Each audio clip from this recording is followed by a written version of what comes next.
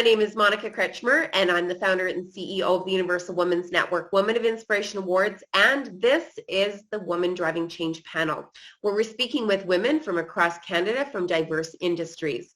We also have our Women of Inspiration, Women Driving Change book contributors on our panel today. So congratulations, ladies, on sharing your leadership wisdom and your voice that will drive change in your industries. So without further ado, I'm going to introduce our panel today. We have Cynthia Hamilton Urquhart, who is a retired RCMP officer, speaker, and writer. Aimée Foreman is the founder and CEO of Silvermark, and Denise Allen is the president and CEO of the Food Processors of Canada. So welcome, ladies. Thank you. Great Happy to be here tonight. So, Cynthia, I'm going to get you to start us off, just a little bit of an intro for those that are listening today.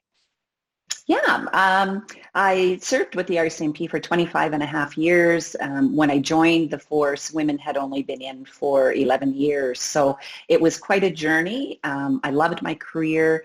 It was incredible. It was difficult, and all those things mixed together. I retired back in 2011 after the 25 years, and then subsequently was diagnosed with PTSD. So that sent me on a different journey. And what I realized that is for first responders, we really needed to have more advocacy for mental health care.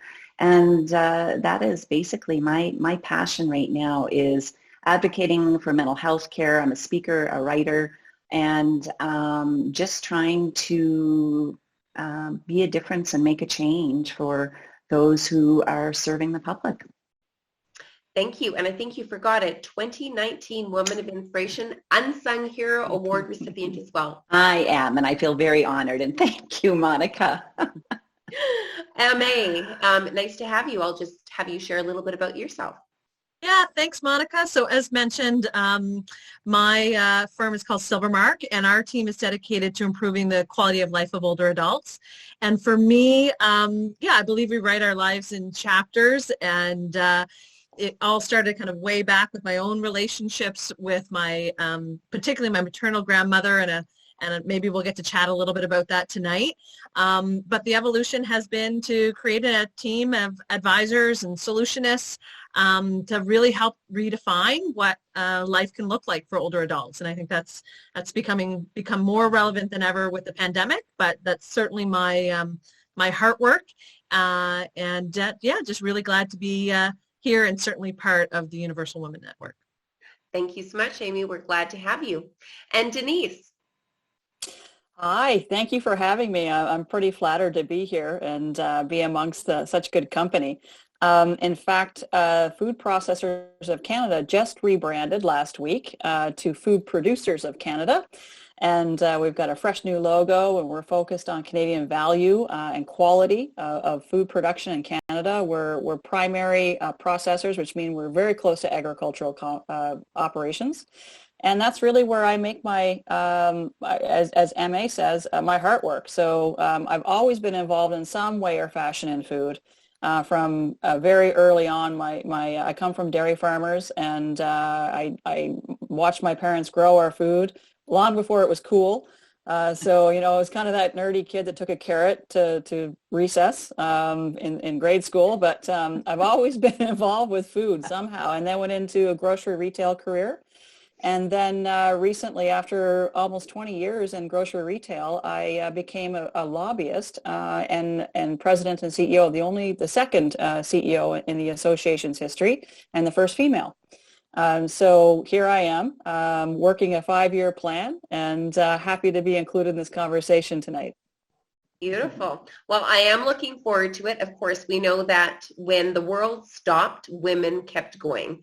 Women around the world were deeply impacted, and we emerged from the pandemic with the collective voices of women from diverse backgrounds driving the change to rebuild our communities, our economy, and to raise our families. So, Cynthia, what is the turning point or experience that ignited your leadership voice to drive change for you? Well, it was actually about 3 years ago, Monica, when I was attending an event, and the topic of PTSD and mental health came up, and somebody had asked me a question in reference specifically to first responders and how we could possibly figure out a way to weed out the weak ones. And I was very taken aback by the question, and I really had no answer. And then I asked, well, what are you referring to? Well, you know, the weak ones, the people that can't do the job. So that was in 2019. And you would think that that would be a question that would have come up 50 years ago. But what it really taught me is that there is so much work to do, and not just within my community, but even within myself, because I didn't have an answer. So I wasn't equipped to be able to respond, and not respond in anger or with frustration, but I could have used the moment to educate the person. But how can they understand if I couldn't even answer the question when I disagreed with it? But it just meant that we need to have some huge conversations about mental health. And I think right now what COVID has done over the past 18 to 20 months is we can't sweep mental health issues under the carpet anymore. They're out there. It has to be part of the conversation. It has to be part of an organization's employee wellness plan. And now is the time to bring those conversations out, ask the difficult questions, and ensure that we walk away from this pandemic with a much better understanding of mental health and how it is a whole package. You know, we don't just talk about physical health, mental health. And then for myself, my personal focus being first responders who are bearing the weight of so much over the past couple of years. And if we don't look after the people who are looking after us, then where do we expect to be? So that's what really drives me. And in some ways that question was a gift, because it turned me and it said, wow, and I'm looking around going, well, who's gonna look after this? And then what do? I look at myself and go, well, why am I not doing this, right? So, and here I am. And it's just been an incredible journey. Well, I'm getting goosebumps listening to it, because I can just see your passion and I know your journey, and we can visibly see the work that needs to be done. So we're excited for you to drive that change. Aimée, and how about yourself? Yeah, I love even just, Cynthia, that reference you just made about who's looking after those who are looking after us. That really resonated with me, because being committed to serving older adults, it's really about looking after those who have looked after us. And so It really, drawing that connection from what you shared, really kind of hit me in the heart space. Yeah, for me, look, I had a career that was a full-on corporate career, commercial real estate, all of those kinds of things. And have been blessed to be in entrepreneurial settings and to be the entrepreneur myself in many different ways, family businesses, solo businesses, the whole gamut. And so I love that. I love that piece of business and solutioning and getting in a room and figuring it out and all those kinds of things. But I am equally an advocate at my core as an entrepreneur. And so I was always sort of looking for where's the right marriage of that, having volunteered in spaces around poverty reduction and homelessness and mental health, as you mentioned, Cynthia. And then there was a moment in time where I was really wanting to kind of figure out how those pieces came together. And that's what led me to elder care. And so it matched the real estate and the social context of caring for others. And so, yeah, I spent a number of years in development and direct operations. And then eventually, when I decided I was traveling too much and wanted to be home more for our little ones, that's where Silvermark was born, of the advisory firm. But more than anything, what really was the turning point for me, although I wouldn't have recognized it at the time, happened almost 20 years ago. I can say that because my husband and I are celebrating our 20th anniversary next month. And it was at this time that my grandmother passed away. And so she passed away 3 days before our wedding. And so I've got lots of rich experiences, but also that was my purview into the world of dementia and just, certainly the closest relationship I had at the time. Since then, my husband's grandmother lived to 106. And so just this notion of elderhood and grandparenthood has been really rich in our lives. And we live in the Maritimes. We live in New Brunswick today because all four of our parents, the grandparents, our children are here. And so, yeah, hard to find kind of one turning point, but I would say one thread, if you will, that kind of have brought me to today, which is, yeah, really work that's very, very fulfilling and certainly very impact driven. And yeah, so that would be my answer to that question. Beautiful. And Denise, what was your turning point? I agree with Aimée. I don't know if there was one particular spark that changed everything. I think there's a thread that's common in your whole life, whether you're actively working or pursuing an interest or a passion. I think it lives within you, and then it's looking for an opportunity to come out. And, you know, situationally, there's a couple of events that happened in my life that brought my passion for food forward, and in a way that allowed me to exercise parts of my leadership that wasn't being developed in corporate life. And like the two lovely ladies ahead of me, I too had a very active career in corporate life, or, you know, as Cynthia had a full career prior to deciding to do what she's doing today and adding her voice and her value to what she's doing for mental health. I too had a busy corporate life. And there was a series of events, like all things in life, there's a series of events that happen that force you to look at things differently. And then somehow there's a door or a window of opportunity that opens. And without knowing a whole lot about the future and what it holds, you walk through that door. And then, you know, we had a great conversation before starting to hit the record button. But it's, you know, for me, it was finally finding a group of people, leaders with maturity, foresight, passion, care, and an interest in developing me, and being surrounded by people like that, especially my board of directors. It allowed me to develop parts of my leadership that I know would not have happened in corporate life. And having a voice, a national voice on behalf of Canada's largest manufacturing industry is extremely important to me. And our alignment to agricultural operations, primary producers, the people that are growing and bringing food to the pantries and the tables of Canadians is something I'm really passionate about.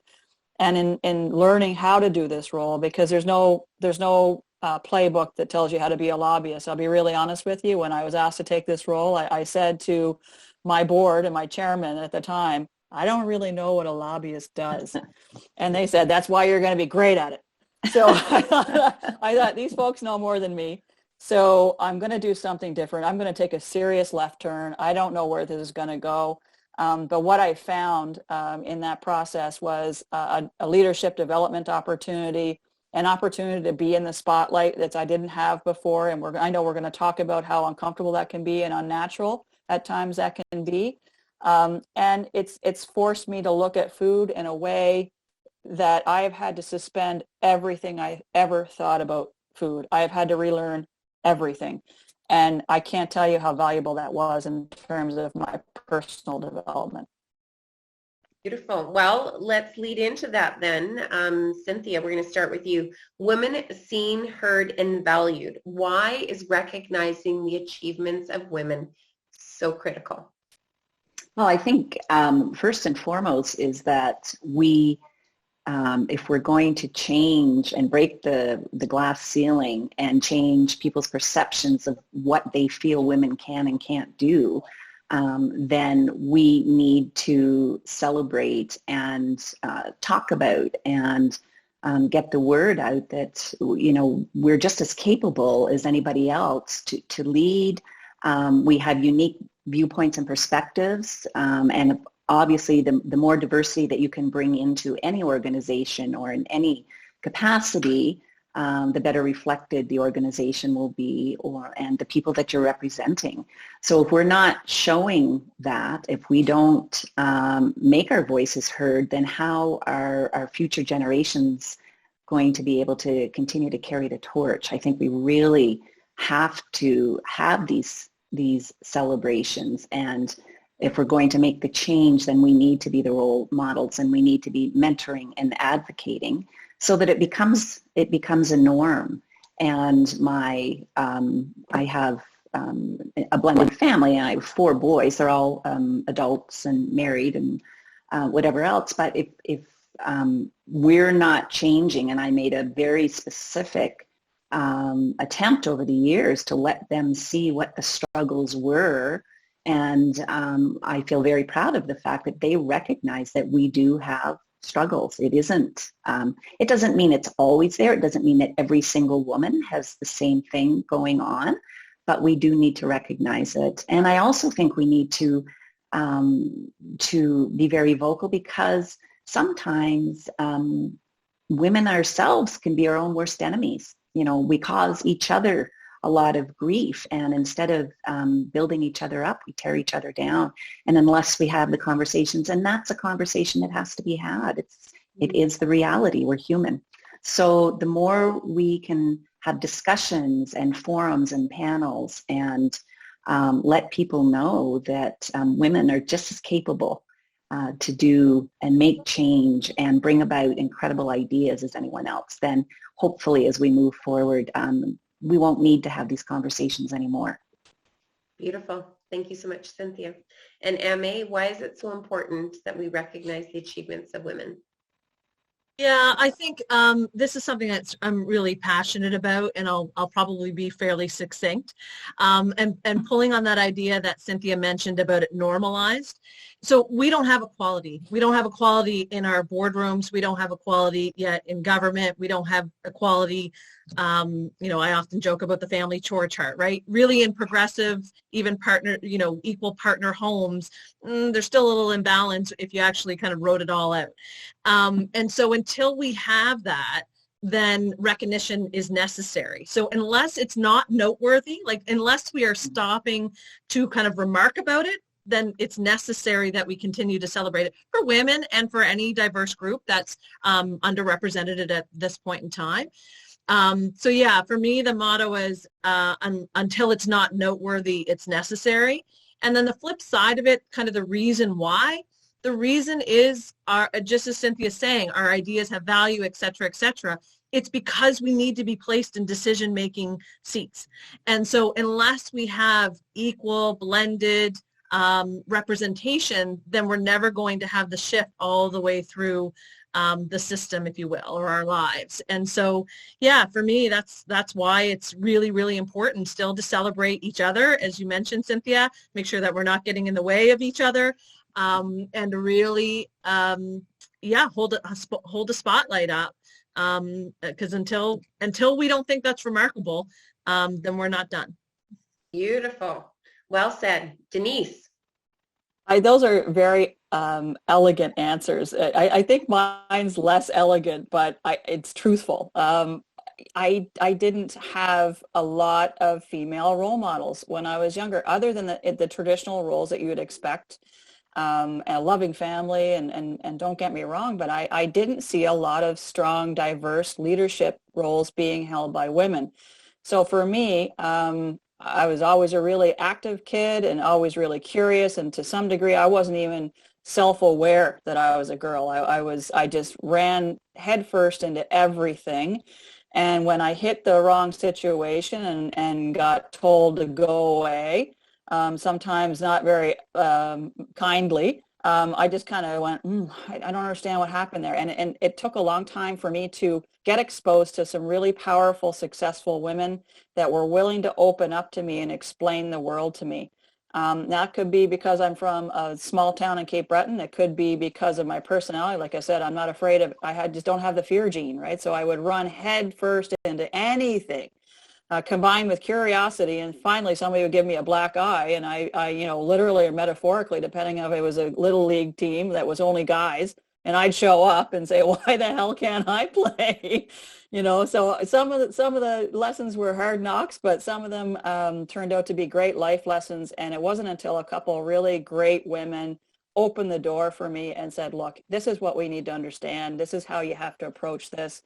Will it get better? I don't know. But that doesn't mean we can stop trying. It doesn't mean that we can't, continue to support and keep the conversation going. So I don't know how much of an explanation that is. I think it just happens differently for everyone. And I'm finally in a place in my life where I can give back versus endless networking, endless door banging, endless searching. I'm now in a position where I can share. I still search and I still network and I still talk, but now I'm in a position where I can give back a little bit. Beautiful. So we all agree that it's so important to recognize the achievements of women. But there's an elephant in the room, and that's there's a barrier, because actually stepping into the spotlight is really, really hard to do most times. So the question to you is, Cynthia, how do you get over that fear of stepping into the spotlight to remove that barrier? Yeah, I love this question because I always hated being in the spotlight, and then I end up becoming a female police officer. Talk about how that came about. I have no idea.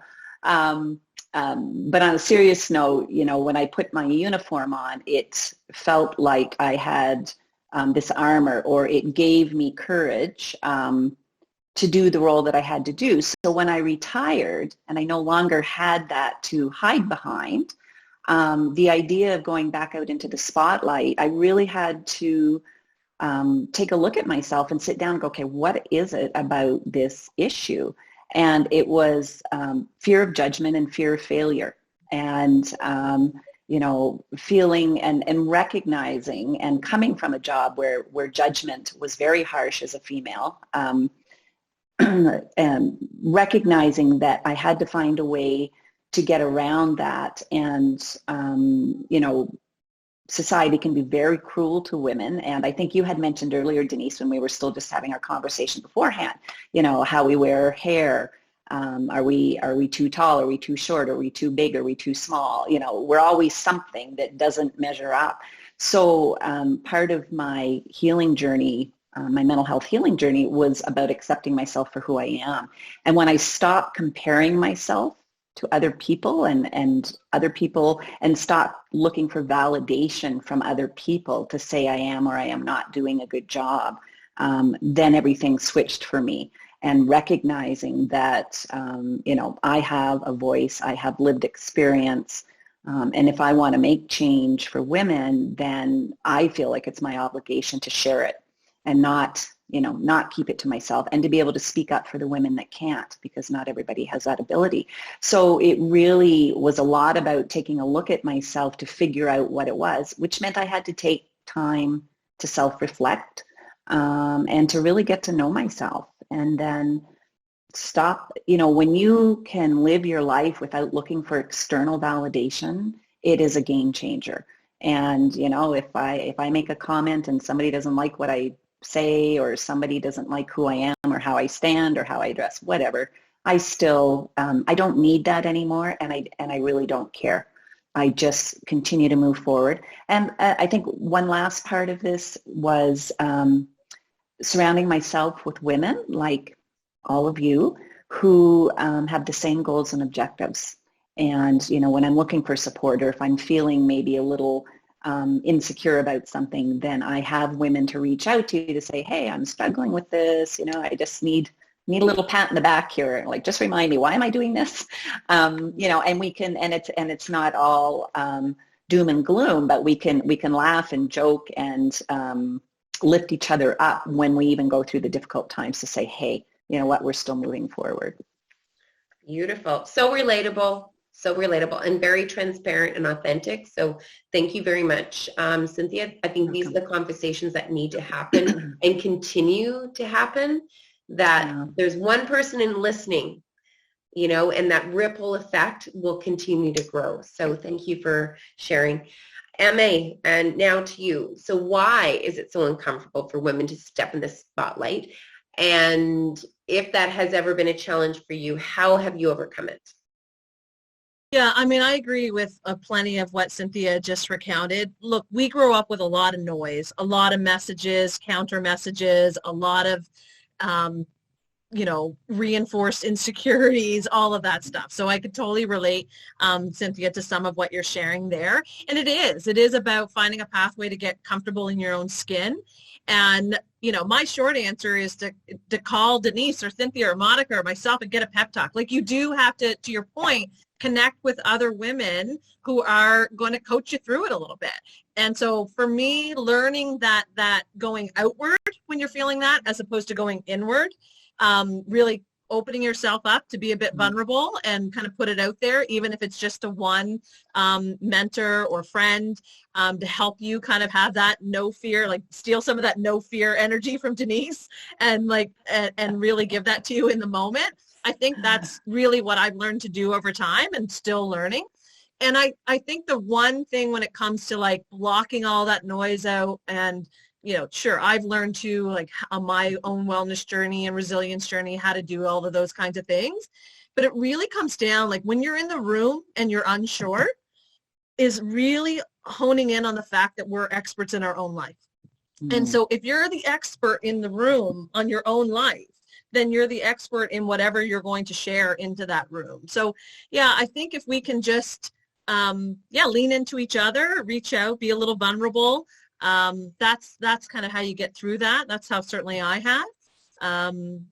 But it's certainly a common experience for sure. That's why I say I relate with a lot of what you recounted there, Cynthia. Beautiful. Thank you so much, Aimée. And Denise. I'm going to build on Aimée's point because she used a word that I think is really important. It's vulnerability. We are conditioned as women to see other women as a problem instead of a support network. And when you stop doing that and then stop getting your advice from Cosmo magazine, I mean that's what we had when we were teenagers, right? Like, we didn't have a support network to say, what do you think I should do about this? But, put down Cosmo, put down the smartphone, surround yourself with women that are willing to be really honest and vulnerable with you and allow you to make mistakes. And sometimes that is not always in the form of only women. Like, I know we're going to get to this later in the conversation, but in my experience, I've had more male mentors. I've been blessed with the kind of leaders that enabled me to ask really uncomfortable questions, because I have a knack for that too. I'll find that one button you're not supposed to press, and I'll press it. And, and I mean it with incredible honesty and integrity, but you have to have people around you that is not going to let them deter you or be deterred by you asking the hard questions. And then you have to be a really good listener and be prepared to hear some things that you don't want to hear. So as long as it's constructive and it's professional, you've got to hear some of the things that are holding you back so that you can work on them. And that is all dependent on whether or not you surround yourself with really high quality people that have your best interests and a shared goal or a common goal. And that eliminates a lot of the background noise for me. And it took me a long time to find that group of people, but I'm proud to say I've got a couple people that I can always count on to do that for me. Beautiful. And that actually is a great segue into our next question. Everybody does play a role to support her. So our allies play a critical role in both our home life and also in the workplace. Why is it so important for men to be included in that conversation, Cynthia? Well, I think if we leave men out of the conversation, how are we going to educate people about what their perceptions are, what their realities are, and how things actually unfold? And my experience working in a basically male-dominated profession back in when I joined policing, 4% of police officers in the RCMP were women. It's 22% now, but a lot of the issues that I would run into, certainly there were men that wanted to support me, but they had no idea they were issues, because if they don't happen to you, you don't see them. And if you don't speak about them, and I think, Denise, you had a really good point there, it's how you speak about them. It's how you bring the conversations up. Not, you want to be respectful, and you want to teach and educate and not insult. And because as soon as you start that type of a conversation, then everybody is defensive and nobody moves forward. So for myself, it was my husband, who is also a member. We've been married now with our blended family that has grown up for 25 years. And he said to me, years ago, he said, I always knew that women had their own unique challenges in policing, but he said, until I married you, I really didn't understand what was going on. And he was blown away by it. And so had I not had the conversations with him, or had he not been watching me to really tune into, here's a female in a policing role, wow, what's going on? Well, why was she told to guard the cars while all the men went to the protest? Very subtle things. So you want to tune them into the subtleties of what goes on. You want to tune them into the conversations and the word choices. You also want them to understand that you are very capable of doing the same work, and whether it's the same training, whether it's the same qualifications, if you're talking corporate, if you don't have the conversations, it's not going to change. And we want the next generations to understand that women, I guess it goes back to what you're saying too, Aimée, is that it's no longer a conversation that we have to have about how women are treated. And for myself, I started it when my children were quite young, and just helping them to understand what it's like to be bullied as a female, and teaching that to my boys. And I remember one of them came home in junior high school and said, "Hey, Mom, guess what? I stood up for a girl that someone was picking on." So already those changes started. So they have to be with us. We want those men, and sometimes they're the best people to have the difficult conversation with another man. They need to know how to stand up to each other. They need to know what type of conversations to have and where the issues are. And if we're not having the conversations, how are they going to be the best they can be to change the conversation? Thank you, Cynthia. Aimée, why is it so important to bring men to the conversation? Yeah, I think it's because they're the other half. We can't, I agree again with Cynthia's comments. Like, you're very eloquent there, Cynthia, to talk about there's education. Some of what you were talking about made me think of holding up the mirror. Like, I think sometimes we have to just reflect back kind of what's happening, and we can do that certainly we can do it directly, and we can do it very graciously. And I think there's you read the room and you figure out kind of what the situation is, and hopefully you're brokering some relationship with men who want to have the conversation, who want to learn, who just are very unsure. I know, Denise, you were talking a little bit about that before we got started on the recording. But I think, look, this is about being human beings, not just about being women. And so I think that's why we have to have, everybody part of the same conversation. And I think I don't have a lot more there to add, because I think Cynthia was really eloquent in saying kind of the reasons and how we maneuver through those kinds of things. What really just resonated with me was when you were talking about your sons and raising those boys.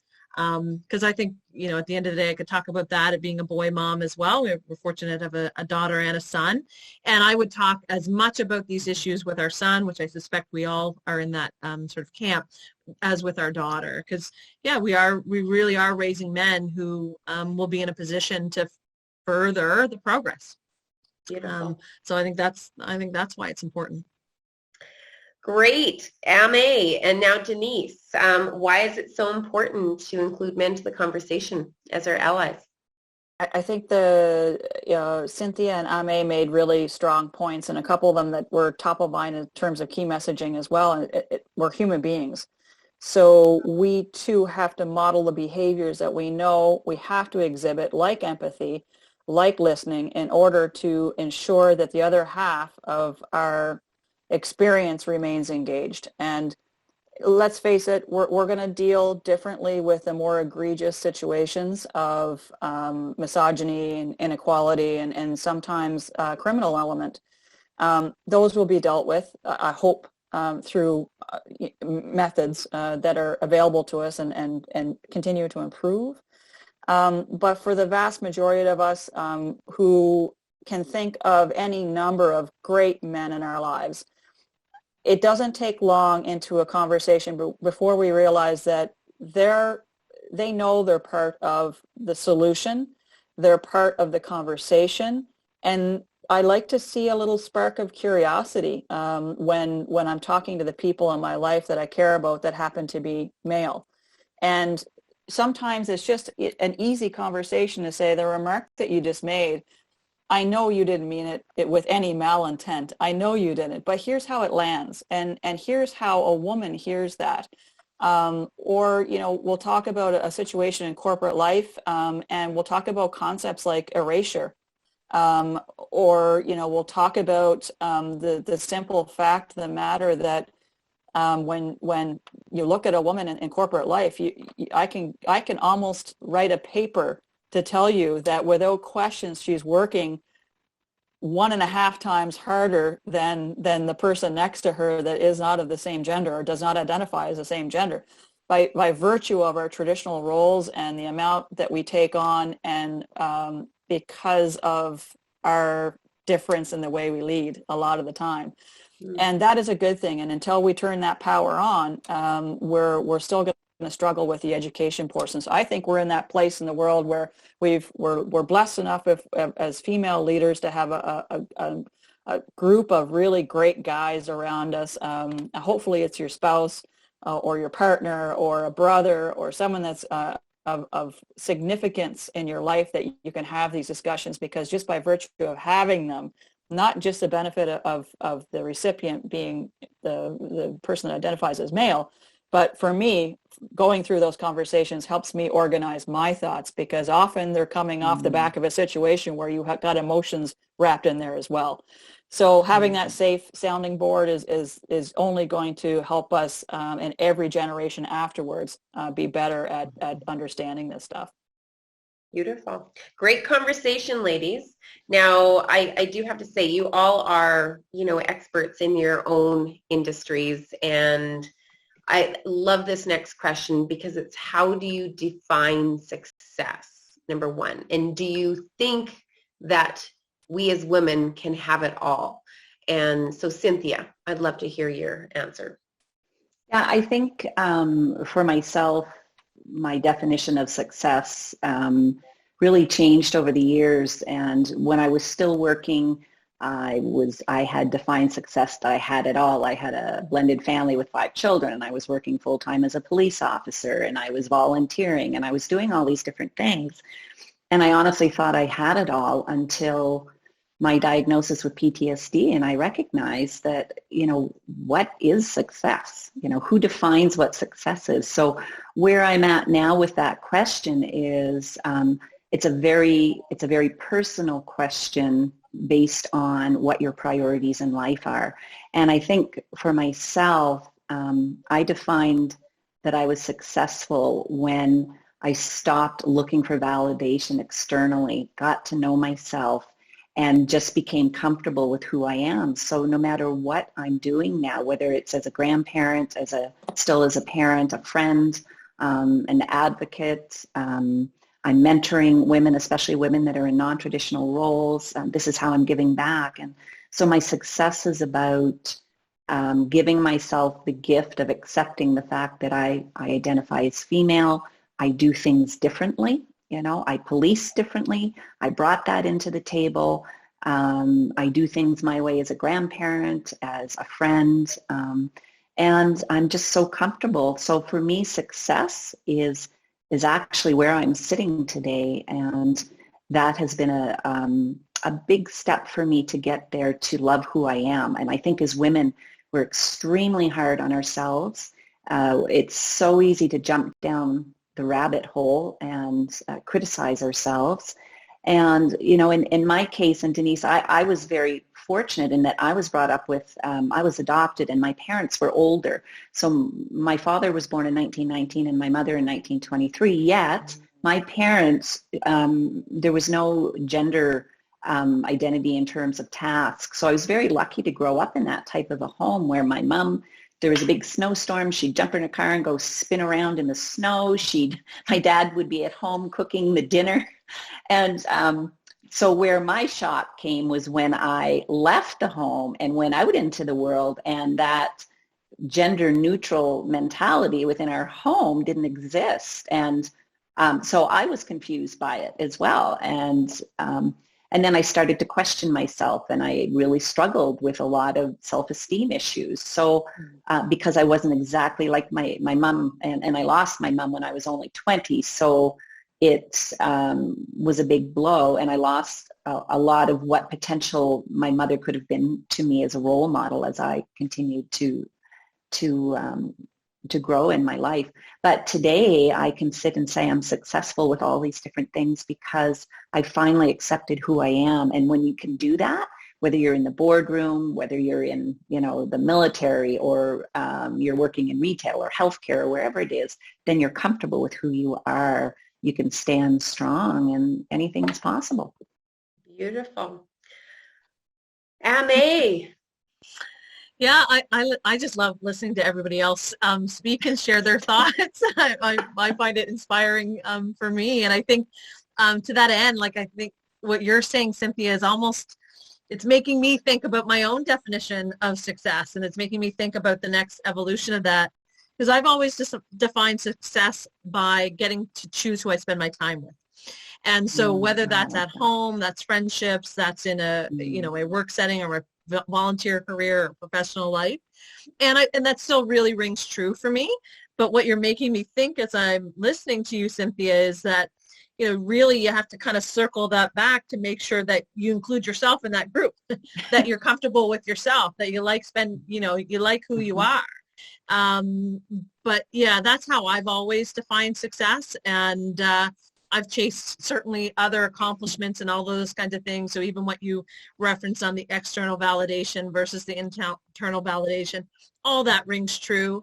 For me, the real crossroads was when I was dealing with postpartum depression and early motherhood and coming off of miscarriages and infertility and not being able to kind of fix all of these things that I wanted to fix, because that's kind of what I did in my corporate life. And so a lot of my identity was attached to that. And so having those struggles, made me sort of rethink things. But much like Cynthia, it took some time to figure it out from there and kind of come up with a real validation system that works from within. So that really resonated with me, Cynthia, when you're sharing that answer. But I think at the end of the day, it's about how we get to spend our life. It's all one life: work, play, family, professional, all those kinds of things. And so for me, it really comes down to how you get to spend your time, and most particularly who you get to spend it with.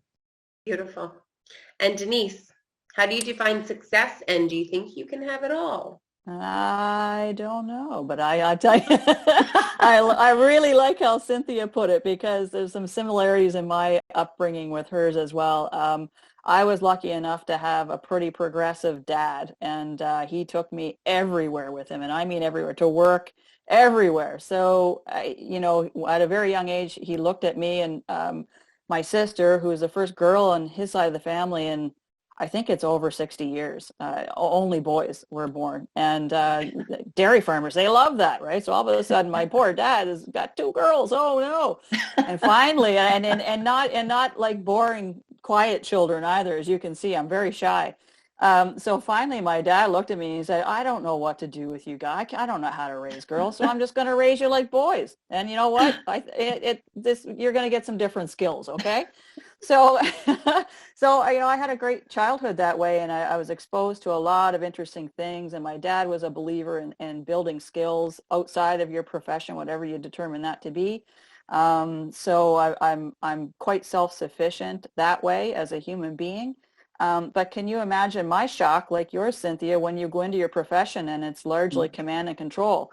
I mean, mine was corporate command and control. I can't imagine what yours was like, and having to figure out the rank and file, and then having people that can control and determine your success, belittle or even, put you in a box in the corner. That was difficult for me to accept, especially during the really early years in your career where you're trying very hard to distinguish yourself, do good work, form good relationships and excel, because you want to excel. You want success, whatever that is, when you're 20 or 30 or 35, even 40. Some people don't have that figured out at 40, and it's not their fault. So back to your question, Monica, I'm taking a very long way, as we say in the Maritimes, making a fat story thin. My definition of success is finally having some damn autonomy to determine my own priorities on a daily basis, having a group of people that appreciate my contribution and my value that I bring, and that means the world to me. And then I still get up every day with the same enthusiasm that I had when I was 25, the same energy I had when I was 30, and I still make plans for the future, far into the future. I still set goals that are far into the future. And that makes me realize I'm still here, I'm still in the game, I'm still doing well, and I've turned some kind of corner. I don't know what it is, but I turned it. And I'm no longer afraid of running into those people that tell me I can't. Well, I love your answers, and I think it boils down to that success is personal to every single person, and what we actually see as success today might not be what we see as success next year or 5 years or 10 years from now. And so I love the growth and the openness and the learning and just the sharing, like Aimée, you're just like, I love listening to all of the answers. And I think that's what is so rich, is that we all bring something special to the table. And so I'm so excited to see, how the ripple effect is going to continue to soar, and, how it's going to empower our future leaders and even our peers that need to hear from us, right? To break those brick ceilings, I'm going to say. But as we wind into our final question, I could talk to all of you over and over again. We are driving change. How are you going to drive change, Cynthia, in your industry? Because really, I do believe that we got to stop just talking about it. We got to take some action. And this is what I want to do with the group, is how are you going to move forward and drive change? Well, I've already started, and for me, when I made the decision that I wanted to focus on the first responder mental health advocacy, right there was my first step, and setting up a website, and all that was because this was completely new to me. I didn't have a clue what I was doing. You would know that, Monica. Absolutely none. Was just saying, okay, I'm going to make change by starting with small steps to say what is important to me and how can I continue to support the people who are in the profession that I was in. And so that change is not only having a place for people who can come to me to look for support, but also reaching out. So mentoring women that are looking for another voice. So I have kind of two parts to what I want to do as I move forward in my life. One being caring for and uplifting and speaking out for women and what the struggles are that we have within our world, so that like Aimée and Denise said, we just want this to be a non-topic at some point down the road. Hopefully it will be gone. The second part for the first responders is trying to give them a place where they can come to someone who will provide them with the support to make them know that they matter. And by educating myself, I'm learning about policies and legislation and presumptive legislation in terms of mental health issues. So making change, again, I'm just kind of spinning in a circle here. So the way I am making change is by educating myself, providing a place where people can reach out by writing and sharing stories. And by sharing stories like we've all done here today, and Denise and Aimée, since I always go first, I never get to say this, but I love your answers. And just having forums like this, and this will continue to move us along. And sometimes it's just one person, one life, the messages that I'm getting from people, first responders, and the difference that it's making for them, just to kind of know that they matter when they really feel like they don't, just keeps pushing me forward. So I'm just going to continue to do what I'm doing. Beautiful. And Aimée, how are you going to continue to drive change in your industry? So yeah, I apologize. I think I lost connection and hopped on there, but I appreciate again hearing Cynthia's answer. Look, for me, so I already shared all of my work is directed towards improving the quality of life of older adults. So really redefining what's possible in that sector, and a sector that's largely dependent on a female workforce. So it's not, I think it was Denise saying earlier, like you didn't have a lot of female mentors in your life, and it made me sort of think of that period of time for me as well. And I didn't until I entered elder care, because it's not as unusual to have female strong leaders in the sector, especially because a lot come from a nursing background or a healthcare background, etc. So yeah, for me, driving change in the sector, there's the connection obviously to the older adult women themselves, and kind of, again, back to my heart work and looking at those women who are the ones who sort of knitted together our communities and our neighborhoods and, cared for us, and that we're in a position to honor them now. And then it's really about improving as much the role of the caregiver as it is the role of the person being cared for. So that's a huge motivator for me in terms of driving change in the industry. And I don't know if your question kind of asked this, Monica, but I'll add this final thought. If it's about driving change in general, like how are we going to drive change for women? Just going to keep trying to ask women like to participate.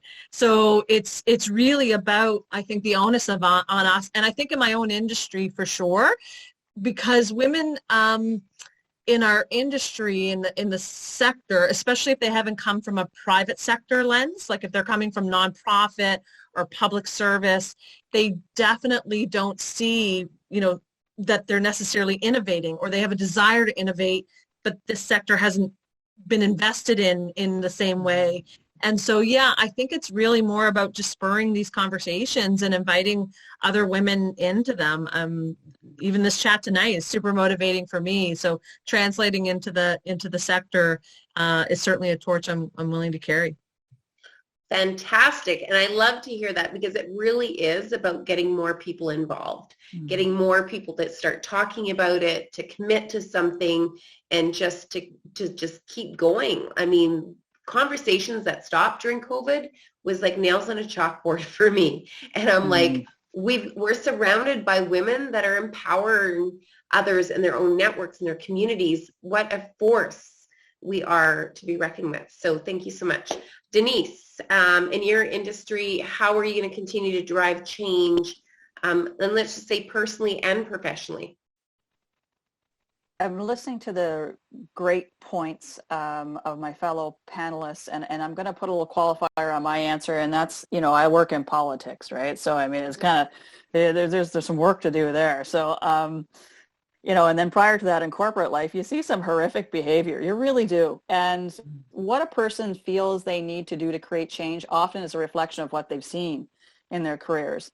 So for me, it's not so subtle changes around how women treat women. So today, when I see sabotorial behavior, I call that out flat out in the moment if I can, without disrupting the conversation, without changing or making unproductive change. I call that out. And if you have to deliver some bad news, or you can't, make room for another female that's looking for help, then don't slam the door in her face either. There's a way to do that, whereas I've had plenty of doors slammed in my face. And I'll never forget how that feels. And when you experience that, you then learn to do things differently in a way that does not kill the spirit, the entrepreneurial spirit. I have friends that tell me they don't have time for networking. They're totally annoyed when somebody calls them and says, would you have a cup of coffee with me? And don't do that. If you're too busy, okay, I get that. People get very, involved in their lives, and they've got different things going on. It's all timing. But again, don't slam the door. And when you can, try and make time for another person, especially someone that can benefit from your time or experience. And I personally don't think there's very many people on the planet that don't have time for a cup of coffee or a phone call. And I think that, again, when you work with a really high quality group of people with really strong integrity, I never have to wait for an answer. And I'm very proud to say that I have an immediate response whenever I need something. That's the kind of leadership that I'm lucky enough to find myself surrounded by today. So if I can emulate that, if I can stop another woman from doing those things that is really learned behavior, if I can call that out in the moment without crushing the spirit, I think that that's the kind of change I'd like to make, and heaven help me. Sometimes it goes well, sometimes it doesn't, but there it is. Well, beautiful. I am so grateful to all of you for your voice and your leadership that you shared today. And I do believe this is how we're going to drive change. I mean, I think reconfirming exactly and listening to leaders such as yourselves, that is going to make the change. And I love you being so bold about it, Denise, going, I'm going to call someone out.